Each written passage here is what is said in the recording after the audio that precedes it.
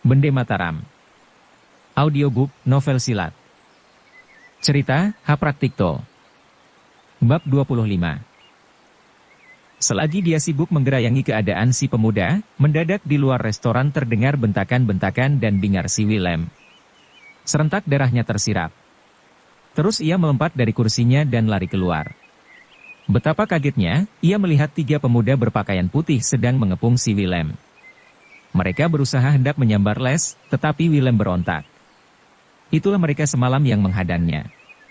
Ia heran, kenapa mereka bisa menyusul begitu cepat. Di siang hari bolong kamu berani merampas kuda, bentaknya gusar. Ia hendak meloncat menerkam salah seorangnya. Tiba-tiba saja seorang di antara mereka jatuh tersungkur di tanah. Heran dia, mengapa roboh sendiri. Ia menoleh dan dilihatnya si pemuda kumal berdiri di belakangnya sambil bersenyum. Belum lagi dia membuka mulut, si pemuda berkata mendahului, jangan pedulikan maling-maling itu. Pesanan kita sudah datang. Mereka hendak merampas kudaku, Sang Haji mencoba memberi penjelasan. Tapi aneh, dia roboh sendiri tanpaku, ia tak meneruskan, karena melihat si pemuda sudah balik duduk kembali. Maka ia duduk pula di sebelahnya, kemudian melirik kepada pemuda mentereng. Pemuda mentereng dan tampan itu, justru memandang padanya. Dengan demikian pandang mata mereka bertemu. Pemuda itu mengangguk hormat. Pandang matanya heran dan mengagumi. Inilah air tehmu, temannya mendadak berkata, ia segera mengarahkan perhatiannya kepada temannya yang sedang menuang air teh. Kudamu kenapa diincar mereka? Tanya si pemuda. Sang Haji hendak menyahut, mendadak didengarnya suara langkah berderapan. Ia menoleh. Pemuda itu mengangguk hormat. Pandang matanya heran dan mengagumi. Ternyata 6 orang pemuda berpakaian putih memasuki restoran dengan pandang mengancam. Tetapi mereka tidak menunjukkan tanda-tanda mau menyerang. Mereka seperti sedang menyelidiki dirinya dan sikapnya berhati-hati. Tak lama kemudian salah seorang di antara mereka melemparkan suatu benda tajam. Sang Haji terperanjat. Jarak antara dia dan 6 orang pemuda berpakaian putih itu sangat dekat. Sudah barang tentu, tak mungkin lagi dia menangkis lemparan benda tajam itu. Seketika itu juga ia bergerak hendak menghindari, tapi teringatlah dia kalau temannya berada di belakangnya. Apabila dia melompat ke samping, temannya pasti kena sambaran benda tajam tadi. Di luar dugaan, selagi dia belum mendapat keputusan, pemuda mentereng yang duduk di kursi sebelah sana, meloncat gesit seperti terbang. Dengan sekali sambar, ia berhasil menangkap benda tajam itu. Ternyata benda itu, sebilah belati kecil terbuat dari benda logam berwarna kekuning-kuningan. Pemuda mentereng itu tidak berhenti sampai di situ saja. Ia memperlihatkan ketangkasannya. Cepat luar biasa, ia melesat dan menerjang 6 orang pemuda berpakaian putih sekaligus. Entah bagaimana, mereka kena dihajar pulang balik. Mundur, teriak salah seorang di antara mereka. Belum waktunya kita mengadu kepandaian. Ingat, dia si pemuda berpakaian mentereng. Mendengar teriakan itu, lainnya lalu lari berserabutan. Sebentar saja lenyap dari penglihatan. Ketika suara mereka tak kedengaran lagi, pemuda mentereng itu menghampiri Sang Haji dan temannya. Dengan sedikit membungkuk dia bertanya, apakah aku boleh mengenal nama kalian berdua? Sang Haji segera akan menjawab, tetapi Sang Haji dan pemuda berpakaian kumal sedang duduk bersama akan menikmati hidangannya, tiba-tiba kawannya mendahului, kami ini bangsa perantau. Tidak ada artinya memperkenalkan nama kami yang tidak ada harganya. Pemuda mentereng yang tampan itu, tersenyum. Ia membungkuk hormat lagi sambil menegas, apakah kalian berasal dari Kepulauan Karimun Jawa? Menilik ilmu sentilan kalian yang bisa merobohkan lawan tanpa berkisar dari tempat, sangat kukagumi. Kawan Sang Haji menyahut, apa sih bagusnya ilmu sentilan dari Karimun Jawa? Pemuda mentereng bersikap tak mendengarkan kata-kata si pemuda kumal. Pandangnya mengarah kepada Sang Haji yang sudah berdiri tegak di depannya. Baiklah, kalau kalian tak mau memperkenalkan diri, akhirnya dia berkata setelah menimbang-nimbang sejurus. Kita berpisah sampai di sini. Lain hari kita bertemu kembali. Sang Haji membalas membungkuk ketika melihat si pemuda mentereng membungkuk hormat padanya. Ia tak menduga sesuatu, tiba-tiba si pemuda mentereng melesat kepadanya sambil mengayunkan tangannya. Serangan si pemuda mentereng, sama sekali tak diduga Sang Haji. Namun ia masih berwaspada. Betapa herannya, ia melihat gerakan sambaran si pemuda mentereng seperti gerakan Pringgasakti yang dulu pernah menerkam pergelangan tangannya. Teringat akan pengalamannya dulu, segera ia mengerahkan tenaga. Getah Dewa Daru disuruhnya bekerja. Itulah sebabnya begitu sambaran si pemuda mentereng mengenai sasaran, lantas saja mental kembali. Ia heran sampai terlongong sebentar. Mengapa kau menyerangku? Sangaji minta penjelasan. Si pemuda mentereng tertawa perlahan. Menyahut, aku cuma ingin menguji ilmumu. Tadinya kukira kau hebat. Sehebat ilmu sentilanmu. Tak tahunya, kau tak memiliki ilmu berkelahi yang pantas untuk dibicarakan. Terang, si pemuda merendahkan Sangaji. Tapi Sangaji tak kuasa membalas. Memang ia seorang pemuda yang tak pandai berperang lidah. Sebaliknya kawannya tidak demikian. Menyaksikan Sangaji tak mampu membalas hinaan lawan, ia segera berseru, "Hai, apa kamu mau pergi?" Memang, waktu itu si pemuda telah mengungkurkan hendak meninggalkan restoran. Dia puas, karena telah dapat menghina lawan. Karena seruan si pemuda kumal, ia menoleh. "Apakah kamu mau berbicara?" "Berbicara sih, tidak," sahut si pemuda kumal. "Cuma aku menemukan benda ini." "Apakah ini kepunyaanmu?" Baik Sangaji maupun si pemuda mentereng, heran melihat benda tajam salah seorang rombongan pemuda berpakaian putih, berada di tangan si pemuda kumal. Jelas, tadi benda tajam itu telah kena tangkap si pemuda mentereng dan disisipkan pada ikat pinggang. Bagaimana bisa berada di tangan si pemuda kumal? Dengan tersipu-sipu, si pemuda mentereng menerima kembali benda rampasannya. Kemudian mundur beberapa langkah sampai di ambang pintu. Tiba-tiba ia melihat 4 butir benda berwarna kuning menyambar dirinya. Gugup ia menangkis berserabutan. Karena gerakannya cepat, ia berhasil menangkis semua. Meskipun demikian, ia kaget bercampur heran. Segera ia mengamat-amati mereka berdua. Dilihatnya Sangaji tetap berada di tempatnya. Si pemuda kumal pun tak berubah tempat, tetapi mulutnya tersenyum kecil. "Baiklah. Lain kali kita bisa bertemu kembali," seru si pemuda mentereng. Ia melemparkan segenggam uang makanan, kemudian melesat pergi. Sangaji heran menyaksikan tingkah laku si pemuda mentereng. Mengapa dia tiba-tiba menangkis berserabutan, pikirnya. Dia pun melihat melesatnya 4 butir benda kuning, tetapi ia tak dapat menduga dari mana datangnya. "Hai, mengapa benda tajam si pemuda tadi bisa berada di tanganmu?" Si pemuda kumal tertawa. Katanya, selagi dia menyerangmu, benda itu jatuh. Lalu kupungut dan kuperlihatkan kepadanya. "Coba kalau tidak secara kebetulan aku menemukan benda itu, kau bisa direndahkan." Sangaji adalah seorang pemuda yang jujur. Menimbang, jawaban si pemuda cukup masuk akal, ia tak mengurus lebih lanjut. Waktu itu pelayan-pelayan restoran sedang sibuk memunguti uang si pemuda mentereng, dengan berdiam diri. Rupanya mereka kenal siapakah si pemuda mentereng itu. Maka mereka tak berani mengomel. Dengan persetujuan si pemuda kumal, Sangaji pun membayar semua hidangan yang telah disediakan. Jumlah penghitungannya sangat mahal. Semuanya berjumlah 20 ringgit. Tetapi Sangaji membayar harga hidangan dengan berdiam diri dan dengan gampang. Malahan, ia memberi persen pula kepada para pelayan dan pemilik restoran. Keruan saja, dia dan temannya lalu mendapat perlakuan luar biasa. Mereka berdua dielalukan sebagai raja. Kedua pemuda itu keluar dari restoran tanpa tujuan. Willem dituntun Sangaji dan melangkah dengan gagah. Si pemuda kumal kagum. "Maling-maling tadi akan merampas kudamu. Pasti kudamu bagus." "Tidak hanya kudaku saja yang mau dirampas, tapi kantong uangku juga," sahut Sangaji. Kemudian ia mengisahkan riwayat perjalanan dan keperkasaan Willem. Si pemuda ikut berbesar hati mendengar kegagahan Willem. Dia kuda jempolan, katanya memuji sambil melompat-lompat girang. Sejurus kemudian, dia diam seperti lagi berpikir. Berkata hati-hati, "Kak, apa aku boleh minta sesuatu darimu?" "Tentu," sahut Sangaji cepat.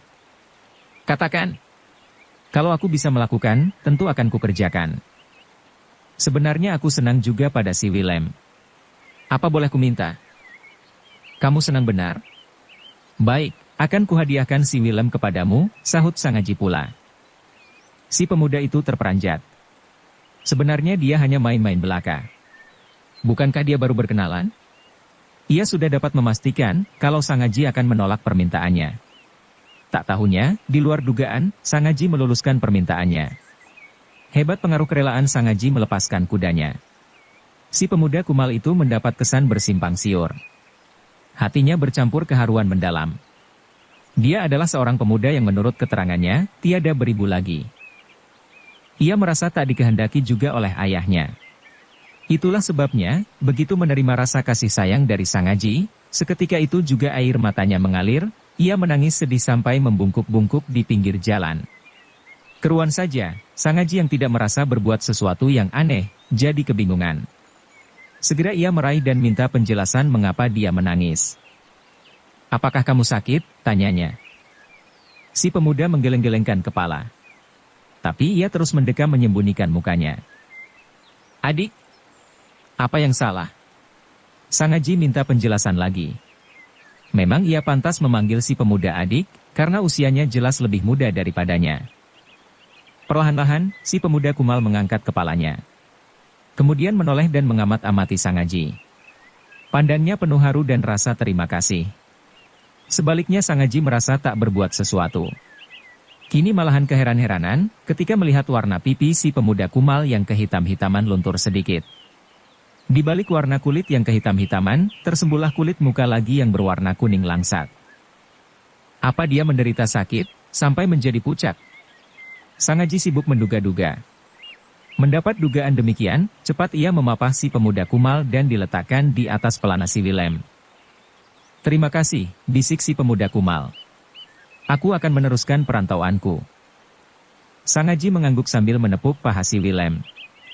Ia berkata kepada kudanya, "Willem, dia adalah sahabatku, tak beda dengan diriku sendiri. Lindungilah dia dan bawalah dia ke tempat tujuannya.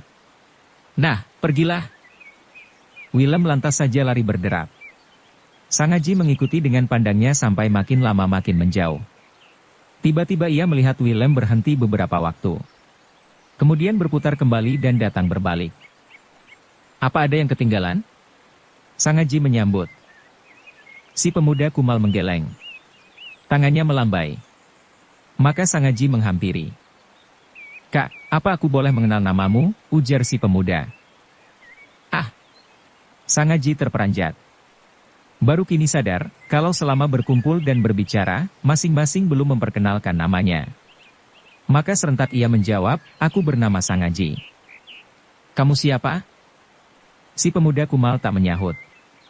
Dia hanya mengulurkan sehelai kertas yang dilipat. Katanya memesan, "Bukalah, setelah 2 hari 2 malam. Kamu akan mengenal namaku."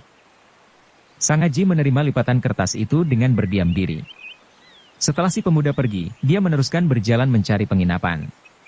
Ia tidak keluar dari kamarnya sampai malam tiba dengan diam-diam. Pengalamannya sehari tadi alangkah banyak dan menyenangkan. Tapi tatkala ia mau memadamkan lampu untuk terus tidur, tiba-tiba pintu kamar didobrak orang. Belum lagi dia menyapa, muncullah 5 orang pemuda berpakaian putih di depannya. Itulah anak buah sang Dewa Resi yang masih penasaran, karena kawannya seorang kena dirobohkan. Perawakan kelima pemuda hampir sama. Hanya 3 orang yang nampak menyolok. Yang pertama, berperawakan paling kokoh. Mukanya hitam dan berkumis tebal teratur. Matanya bulat seperti gundu. Yang kedua, tinggi jangkung. Mukanya bopeng dan mulutnya selalu mengulum senyum mengejek. Orang ini lantas saja melompat ke atas tempat tidur dengan menghunus golok. Nampaknya ia berangasan dan ditugaskan memegat Sangaji di atas pembaringan, siapa tahu Sangaji menyimpan senjata rahasia di bawah bantal. Dan yang ketiga berperawakan gendut. Perutnya buncit. Mulutnya lebar. Telinganya persegi. Melihat mereka menerobos masuk, Sangaji terperanjat. Apalagi dia telah dapat menebak siapa mereka. Segera ia mundur ke sudut menjaga kemungkinan. Si kurus bopeng yang berada di atas pembaringan, lalu berkata nyaring, "Kau baru tahu kami sekarang, bukan? Hai, lebarkan lubang telingamu dan dengarkan. Kami semua anak buah Sang Dewa Resi, berasal dari Banyumas. Kau tahu, siapakah Sang Dewa Resi? Meskipun bukan adipati maupun bupati, tapi beliau merajai seluruh daerah Banyumas. Biar Bupati Banyumas sendiri membungkuk 10 kali dulu sebelum berbicara. Dan sekarang, siapa dia yang berdiri tepat di depanmu?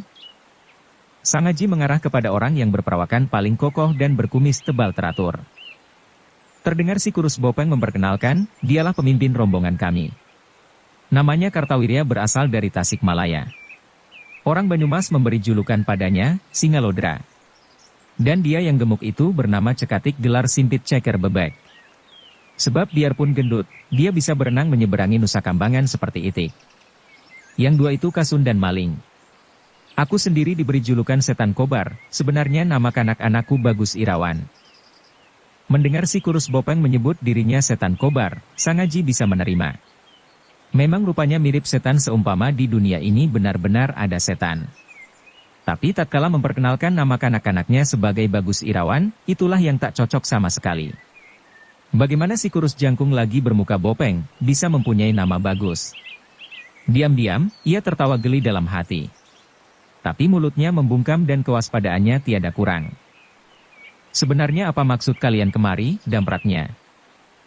Si Setan Kobar tertawa meriah memekakkan telinga. Lalu menjawab, kami anak buah Sang Dewa Resi tak biasa dihina orang. Lagi pula tak pernah kami memberi hutang piutang. Tapi kalau toh ada orang hutang satu, harus membayar satu pula. Kontan dan pakai bunga.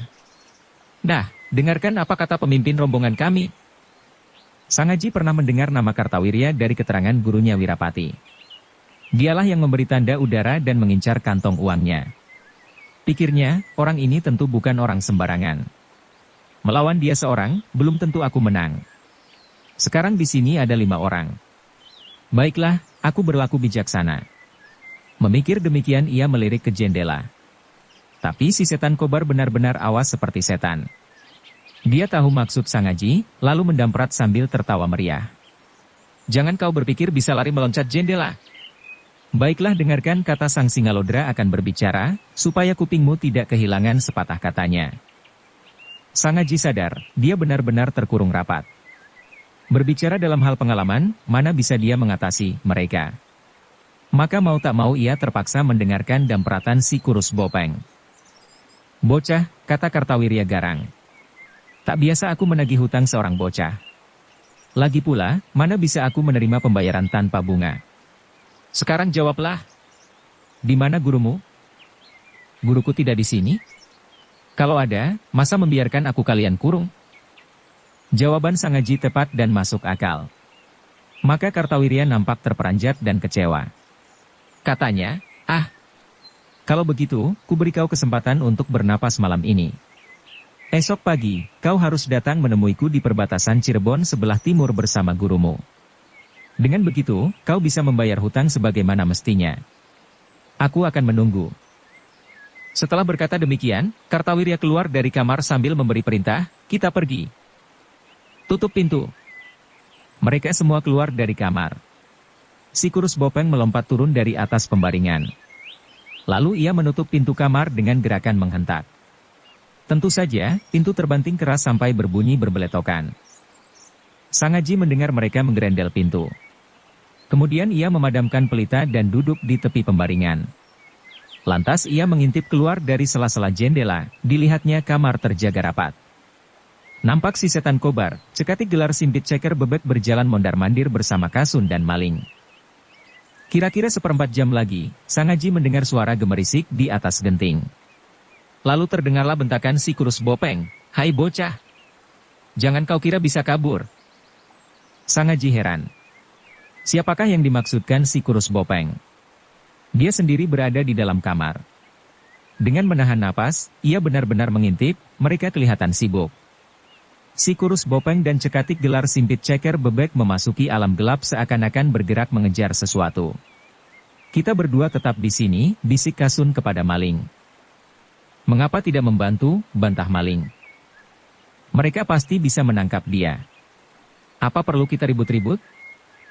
Mereka kemudian tidak berkata-kata lagi. Kesenyapan menyelubungi seluruh alam. Hanya napas mereka berdua terdengar kempas-kempis. Sang Haji menghampiri pembaringan. Hati-hati ia menidurkan diri. Tapi sampai hampir pagi, matanya tetap menyala. Tatkala matahari menjenguk di udara, pelayan rumah penginapan datang membuka kamar.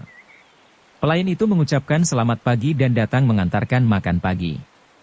Sang Haji melompat dari tempat tidur. Betapa herannya, Kasun dan maling tidak nampak batang hidungnya. Jadi semalam, kamarnya tidak terjaga. Tapi karena sudah berjanji, ia mempersiapkan diri untuk menemui Kartawirya di suatu tempat yang sudah ditentukan semalam.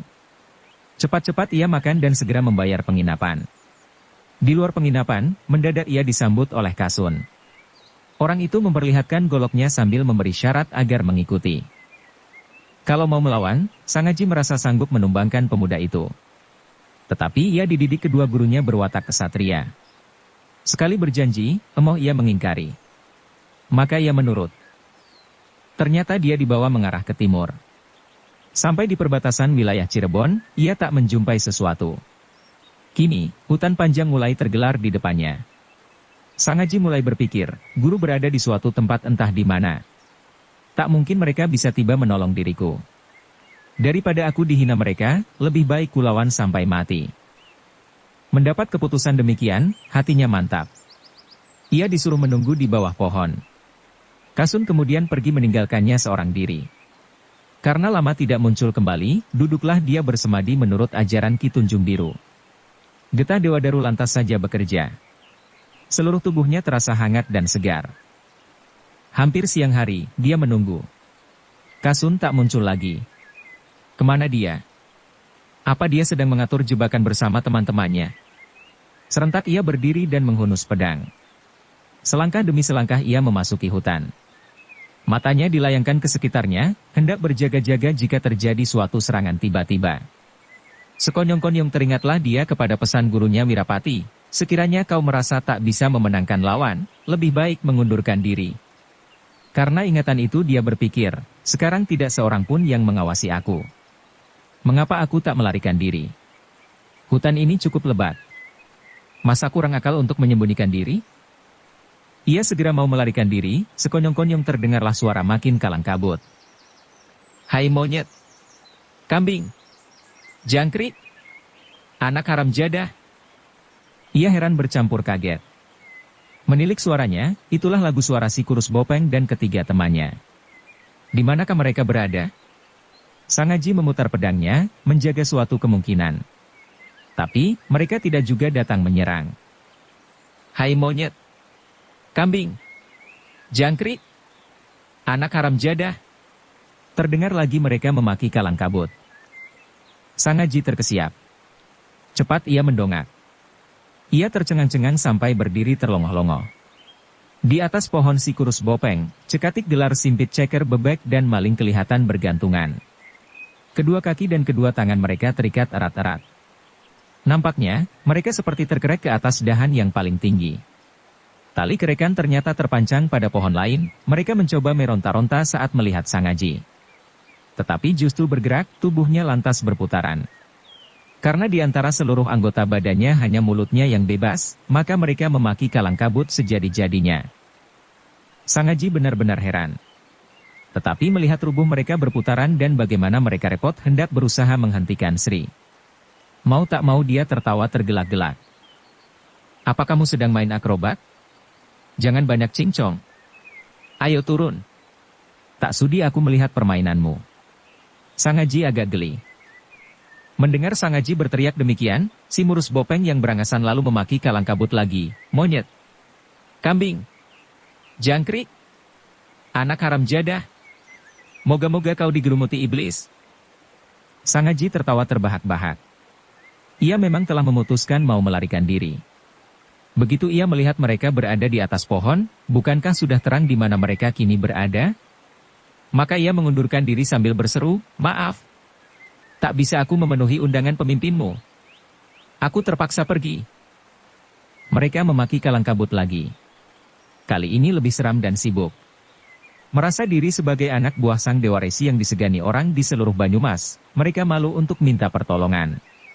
Tetapi begitu melihat Sang Haji hampir menghilang di balik belukar, berubahlah pikiran si Kurus Bopeng. Ia takut mati kering di atas pohon. Dengan melupakan rasa harga diri, ia berteriak, bocah bagus, kami menyerah kalah. Bebaskan kami dari siksaanmu. Sang Haji heran mendengar bunyi teriakannya. Mereka mengira, dialah yang mengereknya ke atas pohon. Ia berpikir sejenak. Kemudian menghampiri sambil berseru, sebenarnya siapa yang menggantungmu? Kau masih saja mau mempermainkan kami? Kalau bukan kamu, siapa lagi? Sekarang dia tak ragu-ragu lagi. Pasti ada seseorang yang menolong dirinya dengan diam-diam. Siapa? Apakah si pemuda mentereng di restoran kemarin? Menimbang, antara dia dan mereka sebenarnya tidak pernah merasa bermusuhan, maka ia memutuskan mau menolong juga. Perlahan-lahan ia mengerek mereka turun sampai ke tanah. Ternyata mereka terikat erat-erat mulai dari leher sampai ke ujung kaki dengan tali duk. Pantas mereka tak bisa berkutik sama sekali. Sebelum membebaskan ikatan, ia menotok urat-urat nadi mereka agar tak bisa bergerak.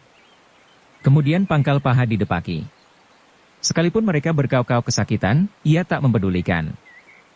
Mana pemimpinmu yang bernama Kartawirya? Bangsat, maki si kurus Bopeng sambil menahan rasa nyeri. Bukankah dia sedang mengejarmu? Kau sesatkan di mana dia sekarang?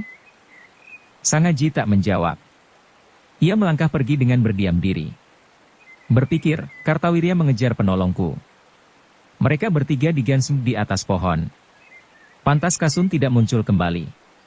Orang itu setelah melihat rekan-rekannya tergantung di atas pohon, diam-diam lalu melarikan diri daripadaku. Dia pun pasti mengira, aku yang menyiksa teman-temannya. Maka kini ia melangkah dengan mantap. Dalam hati ia memuji penolongnya. Ia yakin, si penolong memiliki ilmu berkelahi jauh lebih tinggi daripadanya. Cuma saja, ia tak bisa menduga-duga siapa orang itu. Keluar dari hutan, Sang Haji meneruskan perjalanannya ke timur. Bersambung ke bab 26. Dukung kami dengan subscribe, follow, like, komen dan share. Terima kasih.